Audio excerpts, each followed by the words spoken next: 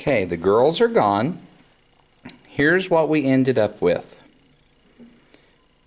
We have a blue jar here with a string in it where we're making rock candy.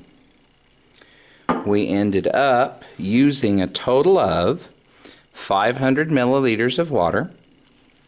We added a total of 688 grams of sugar. That was 2 of these 500 milliliter beakers filled to the 500 milliliter line. We had approximately 100 left over out of the second one. We also ended up with quite a bit of liquid left in the bottom here, and I don't see any sugar settling out, so this is still a sugar solution. And according to what I understand, let's find out here. According to what I understand from my taste testers a minute ago, this tastes absolutely wonderful. So I am going to try it. Let's see here. Look at that pretty blue color. Okay, there you go.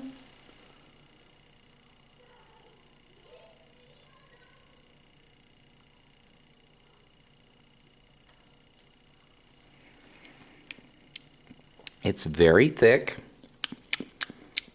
like a syrup. It tastes vanilla-y from the vanilla.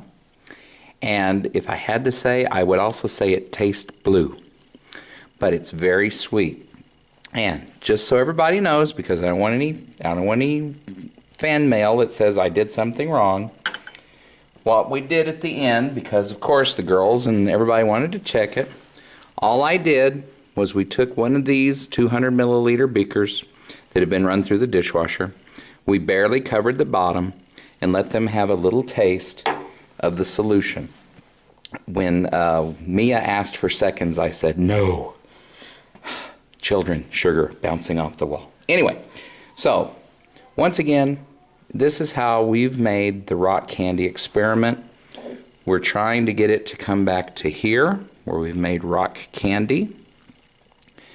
And just be aware, it is messy. I've got a little bit of cleanup to do. We will have something left over. This can be easily sent down the drain. All it'll do is turn back into liquid. Or we can make another batch of it. As a matter of fact, I have another jar in there. I could easily use another jar and we can make another batch. Or, as cool as this is getting, I could actually put it in our 500 milliliter beaker here.